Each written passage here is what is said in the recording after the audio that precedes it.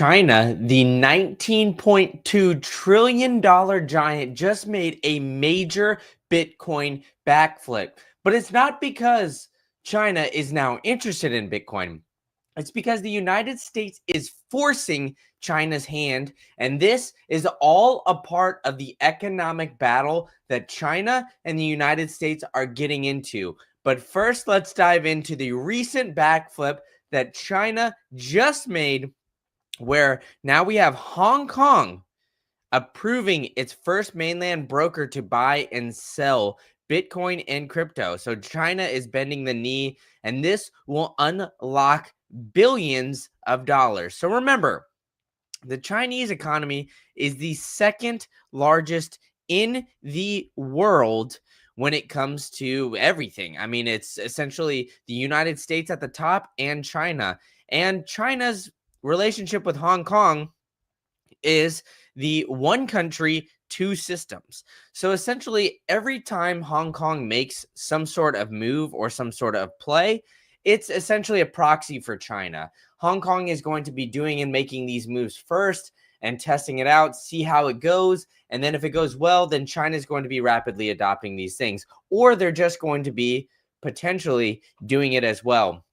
The reality is that all Chinese investors get access to Hong Kong markets as well. So this one country, two systems essentially unlocks a ton of money for the Bitcoin market. But I think it's interesting because there's a few different things going on in Hong Kong and China that, have essentially made this backflip happen. Of course, there's this big giant Bitcoin conference occurring here later this summer in August in Hong Kong. But I think what people are missing is that the relationship with the United States here. We had Bo Hines come out and say something very, very interesting. So now let's listen in to what Bo Hines had to say here. Now the process begins in terms of establishing the reserve, the actual infrastructure behind it, and getting all of that accomplished.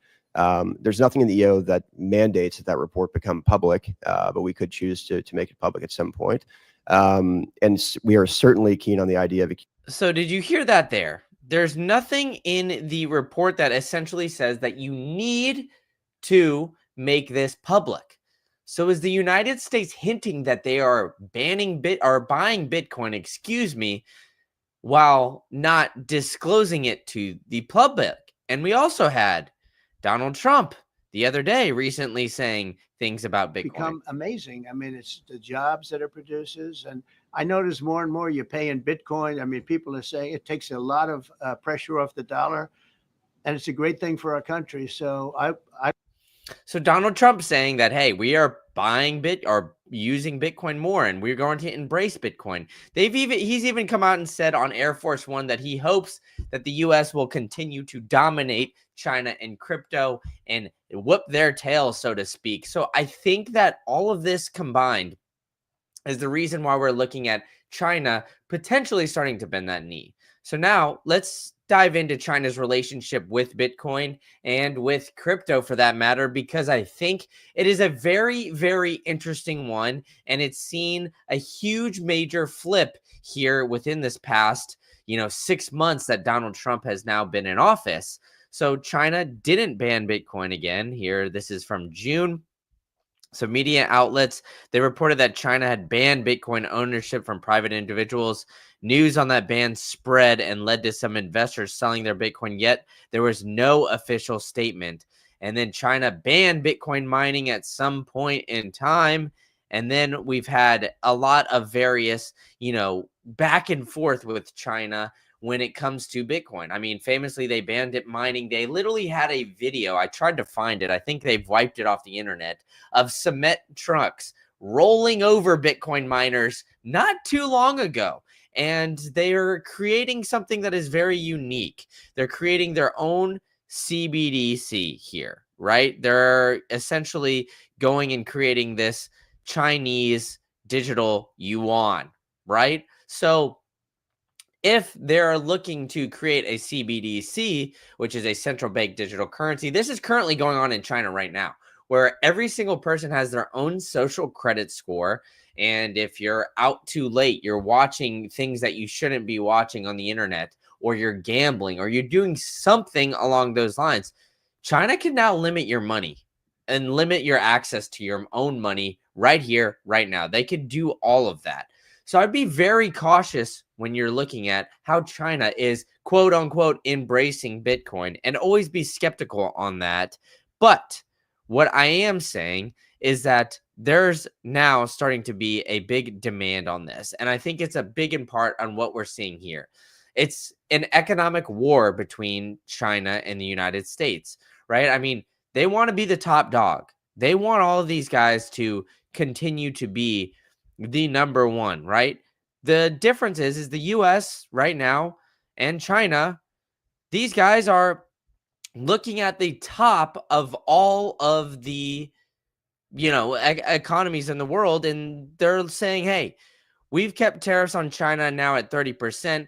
These Chinese tariffs are now at 10%. And they're looking at the top government holdings of Bitcoin around the world.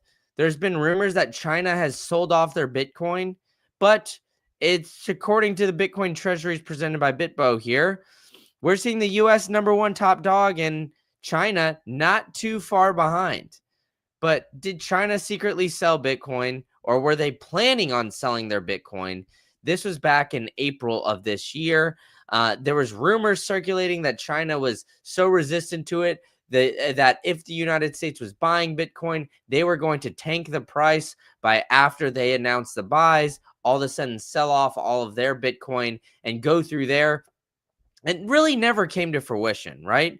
Because it holds about 194,000 Bitcoin, but China does not have a clear policy on how it wants to handle it, right? I mean, they haven't really been secretly open. And then we've had, other countries like North Korea, which have sold over $1 billion worth of Bitcoin within the past, since March. So not too long that they're selling over $1 billion worth of Bitcoin now in a short time period, very short time period here.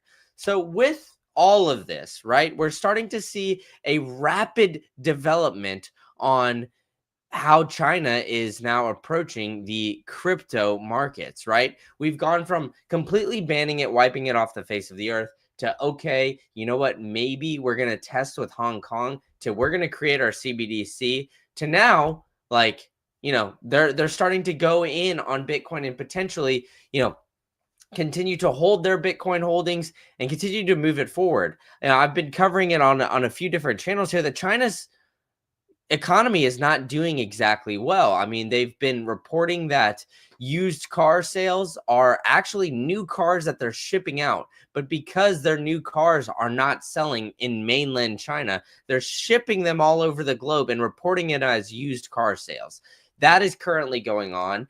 And then on top of that, the Chinese economy is not doing very well because the Chinese consumer is essentially holding everything back and not really spending. They don't have the access to the US, the number one spending economy in the world anymore. And so we're seeing this start to trickle down. And so the United States and China essentially going back and forth with all of these things, it's adding up for the Chinese to need to make some sort of play.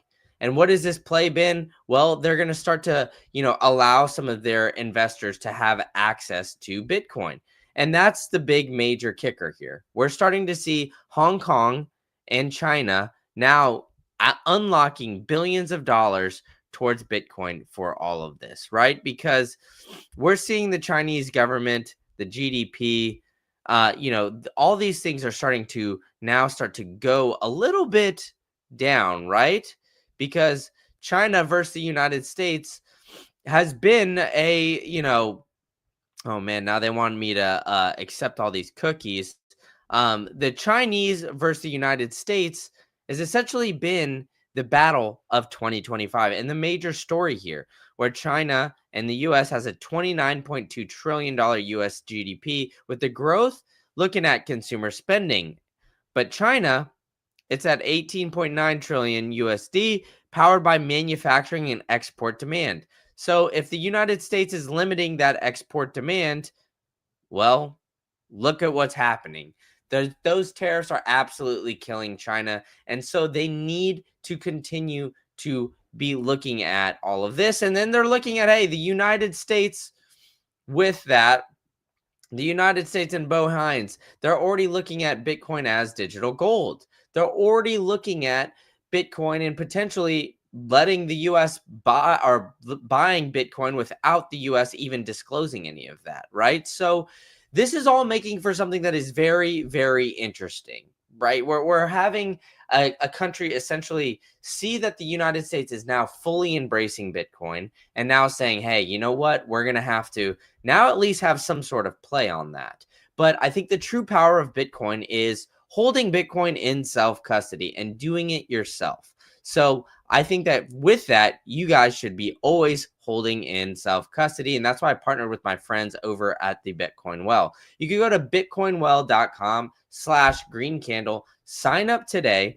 Then when you sign up, you will get 500 wishing well tokens. And then when you buy Bitcoin, you'll get 500 right away as well.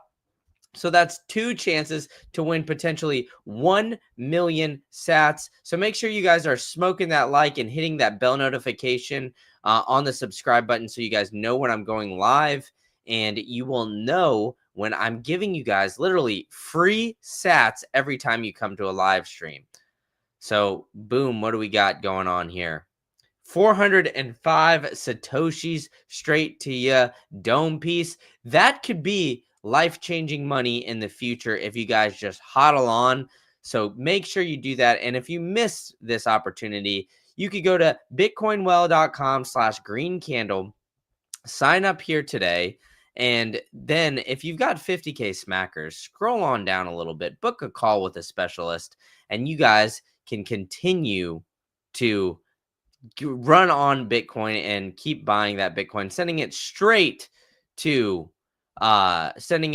cold storage. And Bitcoin Well is the best place to do that. Now, you need a hardware wallet for that. So you could go to bitbox.swiss/greencandle. You could go here today, click buy now, get the Nova. This thing is slick. They just released it, and they will, you're not going to regret it. I got my hands on one of those while I was at BTC Prague earlier this week. So make sure to go on down there. You can get your steel plate as well, punch it all in, and then use promo code Green Candle. You will get 5% off. And I think you guys need to do that quickly because we're starting to see nation state FOMO really start to settle in. We're starting to see Donald Trump continue to talk about Bitcoin.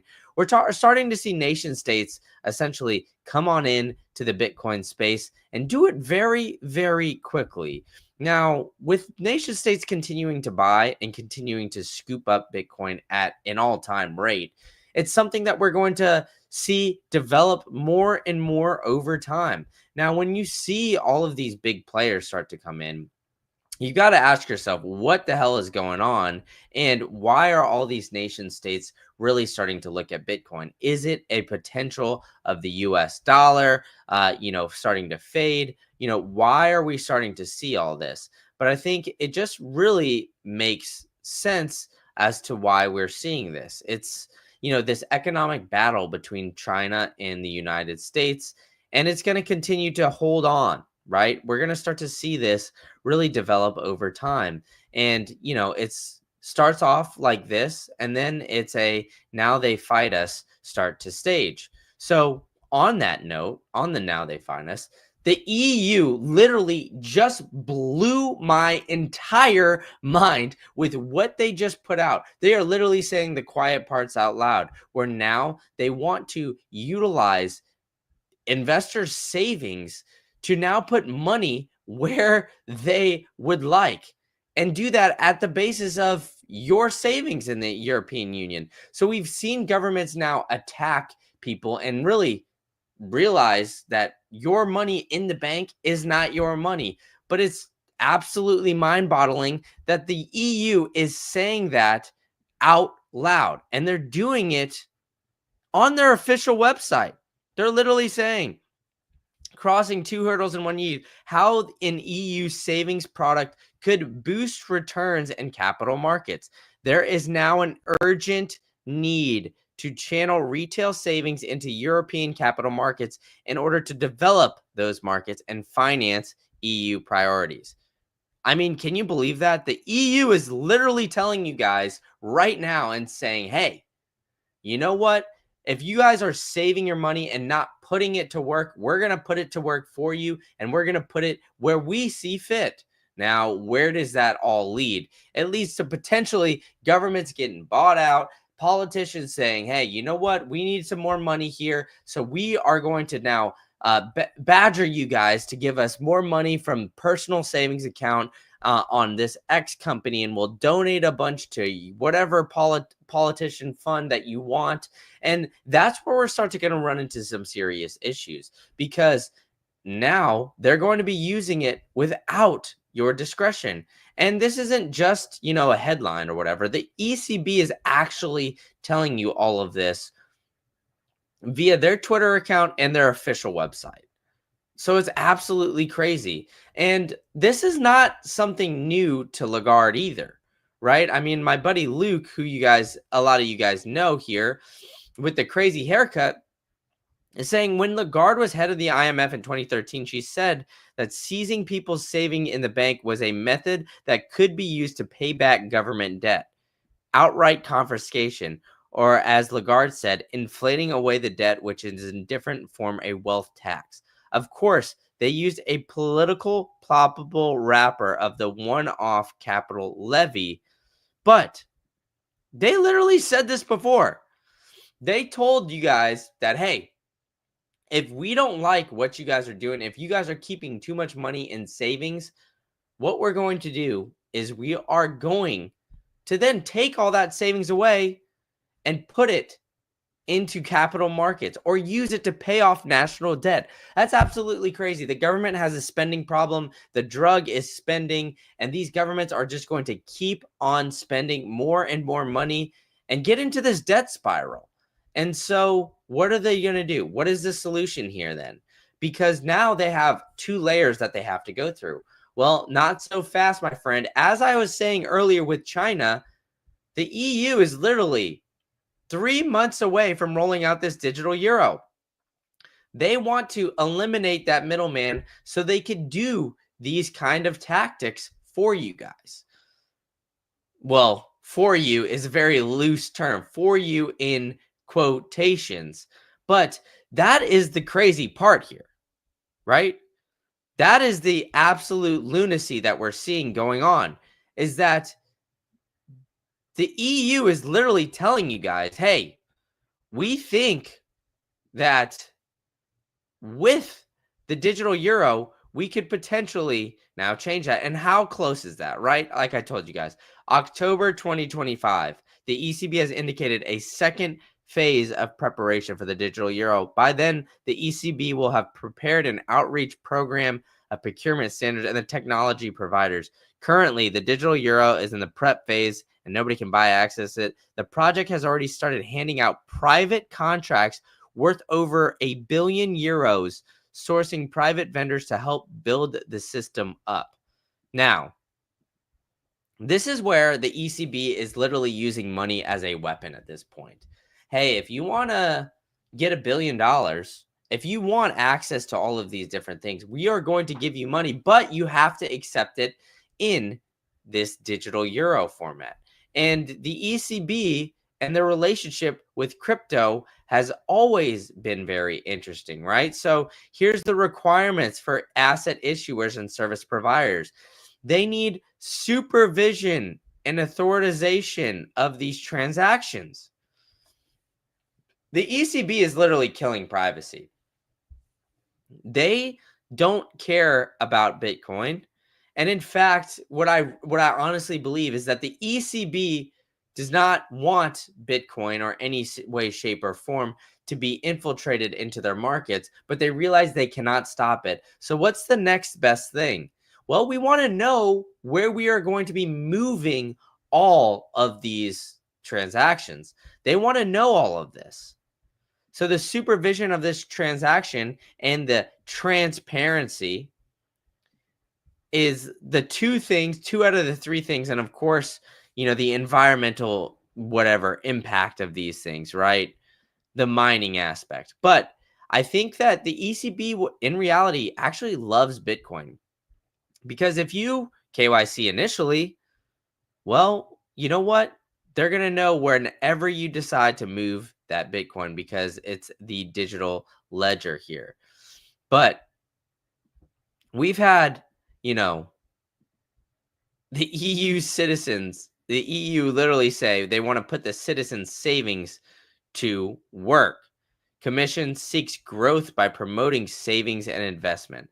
It's absolutely crazy that they're going to try to use your money and do all these things without even, asking you guys. All you got to do is just leave that in a bank, and the EU citizen, and then the EU is going to be utilizing all of that money. Now, they offer broader access to capital markets, better financing. The plan is for the part of the Commission's EU strategy and strategic investments union. Finance Finland finds that SIU's objectives support, but emphasizes the need for a market-driven approach instead of more regulation. Isn't that crazy? They're like, hey, we think you guys need to be more in the markets opposed to more anti. So it's absolutely crazy. And make sure you guys are smoking that like and hitting that subscribe button as I'm bringing this, guys, to you out here live from Finland. And I know we've got McLovin in the chat. Joe, what's going on? Thank you. I appreciate the kind words saying you love my content. Appreciate you guys coming on. Yo, what's going on, Palm Beach? You guys keep blowing up this chat. Tell me what you think about all of it, because I think the Finance Finland welcoming the Commission's proposal to promote national savings and investment accounts by sharing existing best practices is absolutely crazy. The EU has always been anti-Bitcoin, right? But at this point, they're bending the knee, saying, "Hey, we need to understand what Bitcoin is, and then just go from there." But I think the watchdog warning of crypto-related financial stability risks, the European Union Securities Watchdog warned on Tuesday, and this was from about a month ago, that the cryptocurrency industry could pose risks to the broader financial stability in the future as the sector grows and as ties between it and traditional financial markets increase. So it's all about the EU saying, hey, you know what? We can get tanked here by the crypto markets. They've always tried to paint a negative light when it comes to the Bitcoin and crypto space. Always, right? So if they are doing that, they are not your friend. These are not guys that are looking to, hey, you know what? We're saying that this is going to be a big win. Right? Even earlier this year, they've had countries in the European Union come out and try to say that they wanted to create a Bitcoin strategic reserve. I was just in Prague for BTC Prague. Czechia considered it, but Lagarde nixed that idea before it even got any legs off the ground. So the ECB nixed that idea of the European Bitcoin strategic reserve and did it very quickly. The Czech National Bank said the central bank would consider inclusion of Bitcoin with weighing up of 5% of its reserves. They acknowledge Bitcoin's volatility. If you compare my position with other bankers, then I'm one entering the jungle or the pioneer. I used to run an investment fund, so I'm a typical investment banker. I would say I like profitability. And what does he see? He sees what all of you guys see and I see here. Bitcoin, the best performing asset of the last 15 years. Year to date, up 15%, even with some volatility. 6 months, about 15.9. And okay, look, we had a measly 0.808 day. But Midwest is asking when 200K. I think it will come in time. I think I would be surprised if we don't see it this year. But hey, I mean, you know what? Not investment advice, right, guys? But I mean, I wouldn't be surprised. I mean, we're starting to see the amount of Bitcoin on exchanges absolutely get taken off at an all-time rate. And for those of you guys who have been coming to this channel fairly recently, you guys know that I've been showing this chart here all the time, right? I mean, look at this. We're starting to see, oh no, I zoomed in too much. Don't hate on me, guys. But we see like 2 million Bitcoin on exchanges, 2.05 million Bitcoin on exchanges, and it keeps coming off.